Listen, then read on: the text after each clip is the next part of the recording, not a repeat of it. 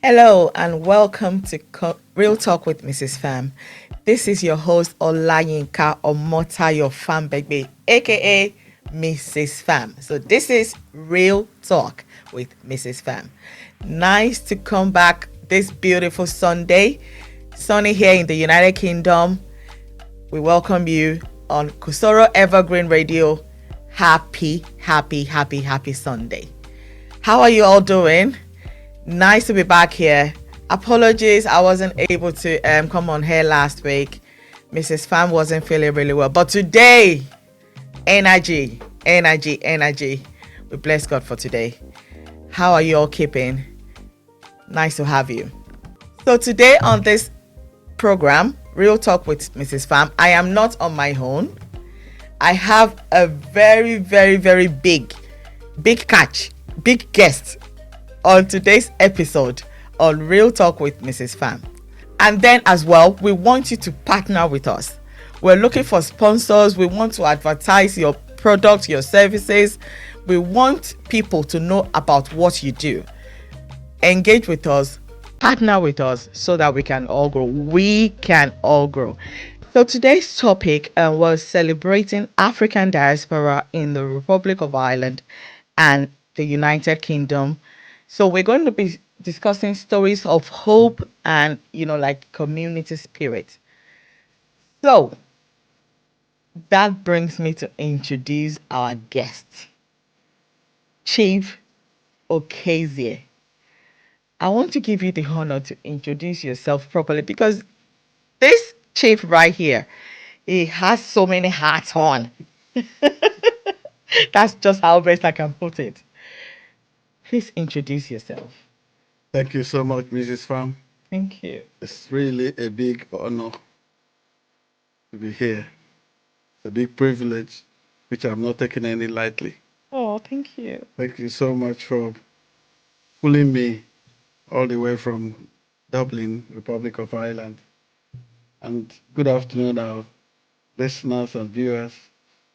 Thank you for supporting this work in Cosoro FM. Thank you, listeners. Thank you, our fans. I am Honorable Chief Okezie Emuaga. I am from Nigeria. I am married to Grace Oloma Emuaga, Lolo Ugodia, and we have 5 children. We've been living in the Republic of Ireland since I personally joined her in 2005 in the Republic of Ireland. I had sent her ahead of me to the Republic of Ireland then because of the need for medical care for our daughter. Perfect. And together we've been on a long, good journey in the Republic of Ireland. I've been through the education fora. I've managed to get up to the top level where you call the doctorate. Well done. I've managed also to be in government where we have served under the Finnegan political party, where we worked as both peace commissioner and as local area representative. I've also worked with many of good friends I met there to establish various community groups. One of the ones I would really want to mention is Royal Friends Club because it was the first of those attempts, and they served this, and they still serving its purpose. We also are present in the Igbo community. I am Igbo by tribe, but I'm not limited by tribe. So we have a few other organizations, Nzuko Abia Island, which we contributed and are still contributing in building it up. So I am also somebody that a whole lot of people, my door is open in the community because in trying to survive when we first came, the little understanding I had before coming, I put it to use. I used to be a salesman back home in Nigeria. I rose to become a regional manager in British America Tobacco before I moved over here. So I had a few understandings. And then it made me to seeing the challenges that our people were facing, especially in immigration. That forced me into providing the little assistance I could to our people, and that has been ongoing and continues even till today. So that's who I am, and that's how some of these things I've mentioned continue to happen on an ongoing basis, and that's also possibly why I'm here in this studio today. Yes. To tell the story, the little I know. So Thank you so for much. sharing that. That's why I said it'll be best you introduce yourself because you're a man of many hearts. Thank you, and well done for yourself. Well done. I'm sure you're proud of yourself. Thank you. Get yourself into all of this community, family, from your experiences from way back from Nigeria, that you're able to transfer your skills, into what you're doing right now is really commendable. Thank you for sharing all of that. Thank you. Well done once again. So I was going to first say, what motivated you into coming over to Ireland? But I thought you mentioned something like because of health. So yeah, you're very correct. that kind of answered the question. Yes. I got married in 2000, and our first baby came in 2003 and came with challenges. And we spent the little money available then. It was not money that was the challenge. It was knowing the correct source for solutions to her needs. Very well. Which was not really forthcoming. I worked in Nigerian terms, I worked in a good place in British America Tobacco. So I earned well by Nigerian standard at the time. But we found that we were not making any headway. Right. And that's how we started thinking, how can we help? What do we do next? And that's where you made the move. Yes. Thank you so much. Very well. So that will bring me to my next question, is that what were some of the initial challenges you faced in Ireland as part of the African diaspora? I know it's easier said than done. You've lived in Nigeria for many, many years, and then having to move to a different country, where there's the Irish language as well, but I don't think a lot of people speak Irish language, but it is there, but then it's a different place, it's a different environment, it's a different culture. So how were you able to navigate yourself around? Yeah, talking about challenges, they were there. Really, myriads of them. The biggest of them was the puzzling directionless, as the way I like to describe it. The fact that you land from a different place to a new place with nobody to guide you, with nothing to prepare you, no, nothing. And different cultures, different way of living. So in Nigeria, you had the extended family system. Very well. And you had uncles, friends who could ask questions on demand. In Ireland, there was none. And there was not this culture. It was not really established, this culture of going to read up and find information online. Because the information was online, but we were not prepared. It wasn't something that we were used to. It was not our way. So it was a problem. The second real issue was the policy at the time, the IBC05, which had excluded. Sorry, what was IBC05? The Irish-born child. Oh, I see. 2005 program. Oh, I see. That granted automatic citizenship to the children and residency to their mothers. Very well. So, or to their parents. But it had a deadline of 31st December 2004, whereby if you came any 1 minute after, you were excluded. So does that mean that child would not be an automatic Irish citizen? No, the child would still be an automatic Irish citizen. The mother would still be entitled to her residency. Right. Or you, the dad that came on January 1st, yes, you are not entitled. Oh, I see. That's how it works. To the residency, and therefore you were not entitled to anything. And they told me to my face that the child had enough support in the mother, whereas that's not my understanding. Right. That a child needs the support of both parents. So yeah. So I agree with that you. was a major challenge, and that's what brought us to our first legal tussle with the government at the time. Okay. Yeah, and we won at the High Court, but the then Minister for Justice ensured that the government didn't go down. We didn't leave it that way, so they appealed it successfully at the Supreme Court. Oh, very well. Yeah. That's good. So, That's good. So it's always been like a challenge from the very, very beginning. Very well. Very, very beginning. Very well. Okay. Moving past that, how has the African community evolved, since you arrived? Because you arrived and, these challenges were there, but luckily you've been able to, scale through that. So how has it been ever since? The African community has really evolved. Do we have an African community? Yes, we do. And it's thriving, at least in Dublin, where I live. It's thriving, but that's not to say that it's a success story. It's in the making.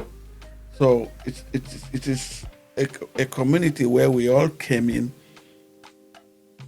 not knowing what to do, how the culture operates, how the people behave. And therefore, we had to start. There was the biggest challenge of loneliness, the silence, the fact that you were on your own and afraid.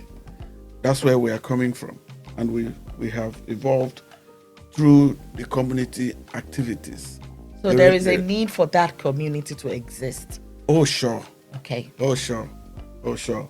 So we have evolved through the communities we've formed. We've also had to develop ourselves. One of the biggest challenges I faced was to know that, notwithstanding that my qualifications from Nigeria and my years of experience in real work in Nigeria, that when I came here, they were discounted, or they counted for nothing. Okay. There's this saying that you don't have the Irish experience. Okay. So it affected so many things. So we've had to go back to redevelop ourselves, okay, to reskill, to gain the knowledge, and also to move from doing the menial jobs. When we came, many of us were doing security jobs, not even the proper security job, the static security jobs in construction sites. The women were doing child minding, and those who could do even a little bit better were doing caring job in the basic local care homes. Yes. Not to say that wasn't an honorable job, but you find out really moved from that to gaining the education, gaining the skills that have seen many of us blossom into many industries, into many sectors. So we've also, from there, because of the equipment, the way we've equipped ourselves, we've also ventured into politics, into governance, because thankfully, this environment recognizes those who are able to perform, who are able to deliver. Yes. So many of us have now gone into government, gone into politics. I, for one, I went into politics not by myself, but by invitation by one of the frontline mainstream political parties, Fine Gael. So did they see what you were doing in the African community and then wanted you to go for that position? Yes, that was. And before you answer that, I wanted to ask as well, because you said we were able to, when you guys arrived in Ireland and you had to do some jobs before you got into other things that you do now. What was the enabling environment? Were there opportunities for people to grow with government support, or they had to do it on their own, which would have been a major struggle? How did people come about to get to where they are today? The major obstacle was getting the residency, the right to live. Okay. Which was and still is beyond the control of the migrant. So you are at the mercy of the system. And unfortunately, and that is also what pushed me into getting some friends like Mr. Chief Taiwo Fambewe and Benny Emelo and others to form the Royal Friends Club was the fact that there was complete absence of information. Okay. And there was also complete absence of knowledge on what to do. So we got ourselves together to begin to think of how to get information to inform people on what to do. You find that to be able to scale through the immigration, you needed to do certain things. Now, that on its own is an achievement, because when you come here, you get no rights to do anything. Even if you came with a truckload of money, you can't rent a house, you can't start a business until you get the residence. So that is where it has gone to the point now where we have some of us in government. In the Republic of Ireland, we have more than 4 councillors presently in different counties. Of color, you mean? Yes, not of color, of Nigerian descent. Right. If you expand it to of color, it will be more than 10. More than, okay. It will be more than 10. Thanks for that clarity. Yeah. So we have also our children who we gave birth to here and are raising here, and they have started, the succession planning has started already, because the children have grown and are growing and acquiring the necessary skills, and they're now building on where we started, not like where we started from zero. The children have the opportunity to gain the education, gain the skills with less stress. With less stress. With less stress, and not to say that the world is the best, but at least with less stress. Thank you. So that's the talking about the evolution. We've really evolved, and in a positive way. Very well. There are also some negative aspects of the evolution that maybe I'll talk about in subsequently. Very well. Thanks for sharing that. I wanted to ask as well, if you have a personal story, whatever you feel comfortable with, if you have a personal story of hope or success from your own experience. Most of what I already talked about in the evolution of the migrants into Ireland, African migrants, are all part of the success stories.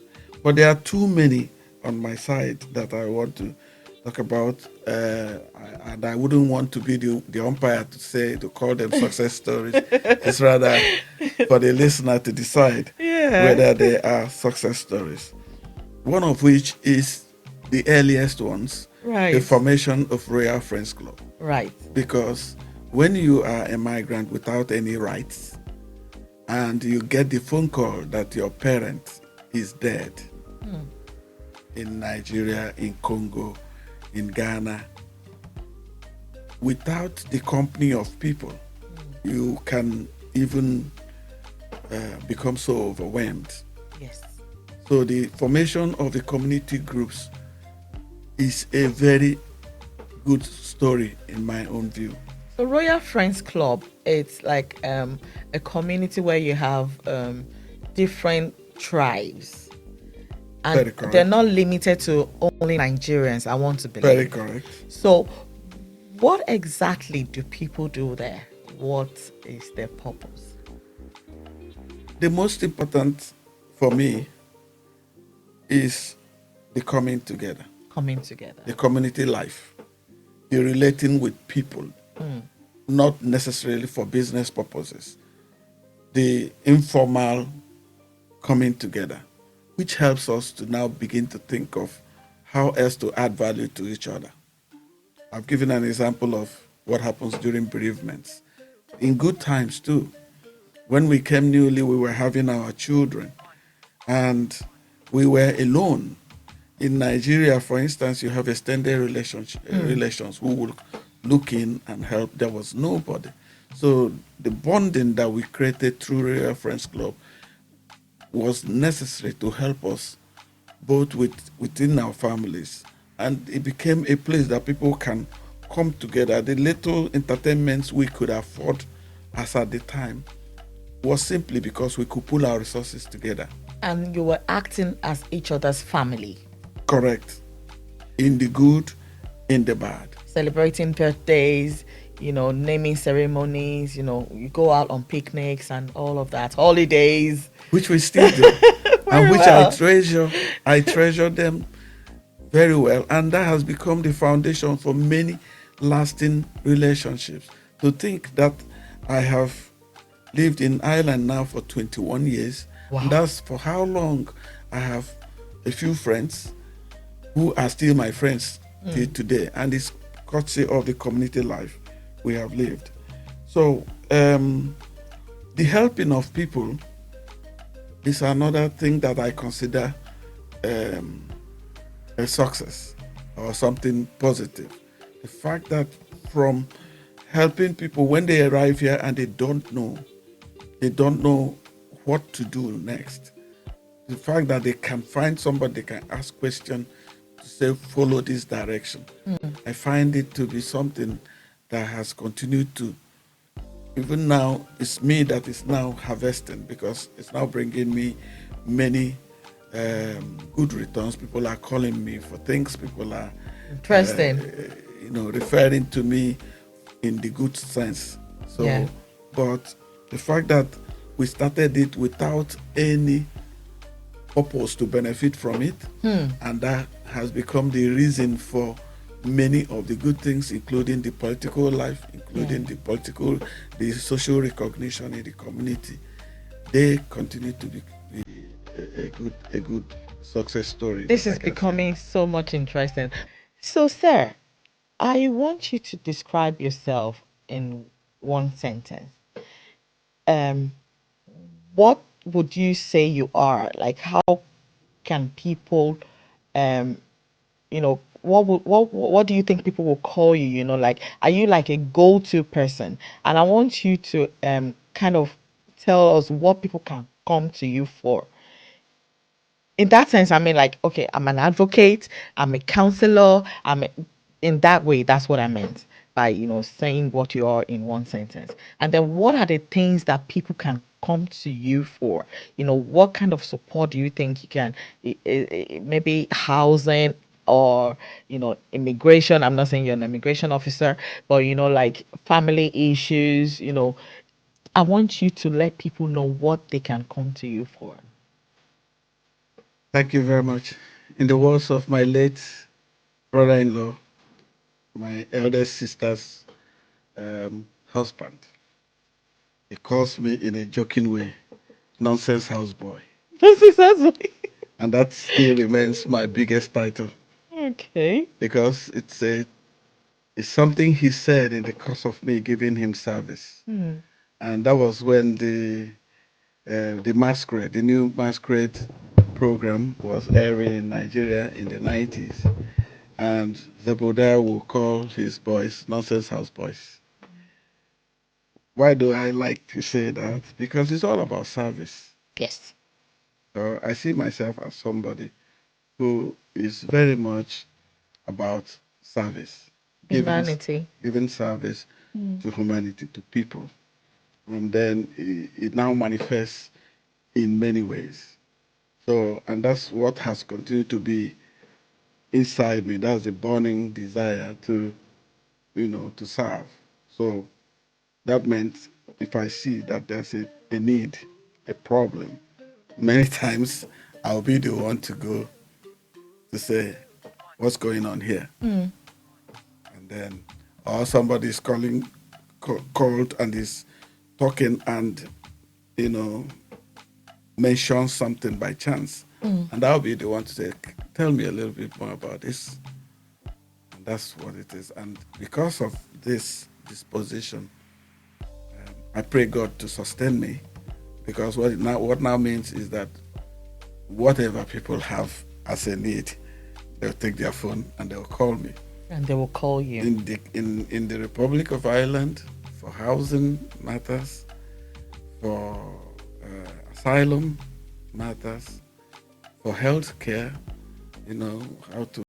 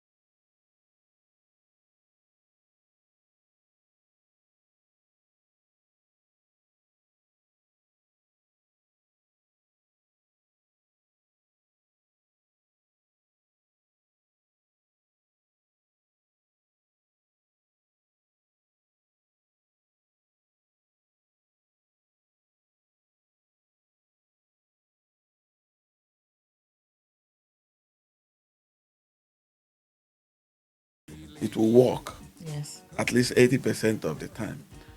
As for whether it is proper, it is proper. It is the right step that they begin to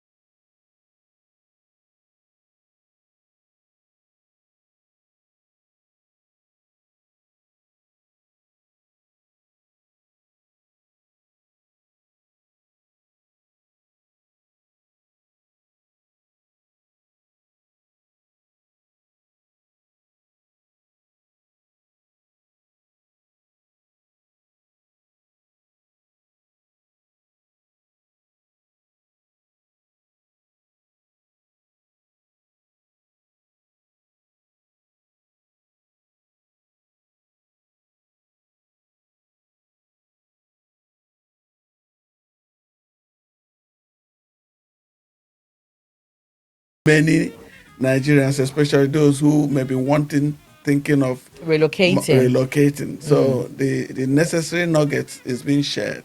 So it's for you to Yeah. take it and then see how you can apply it to your life so that you don't Yeah. jump blind.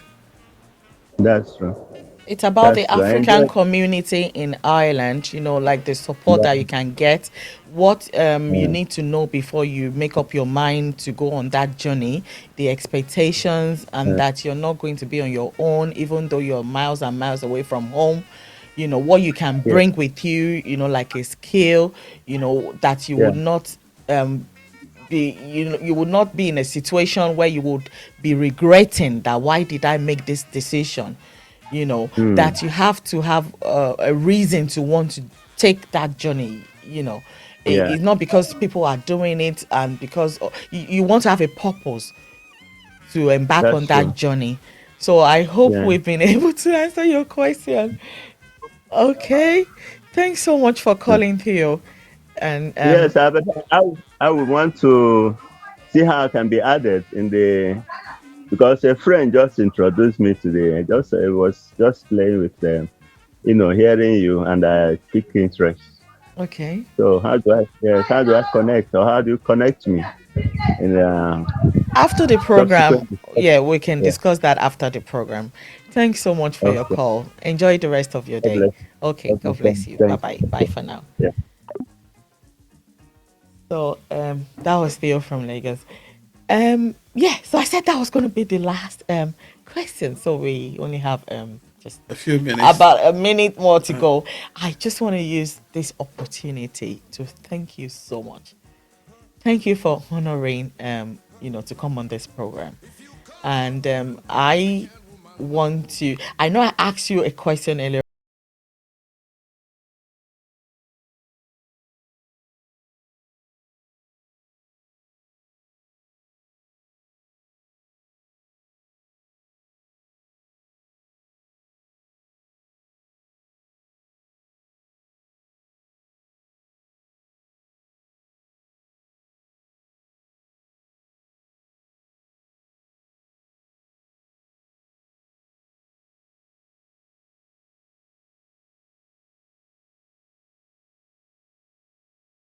Program.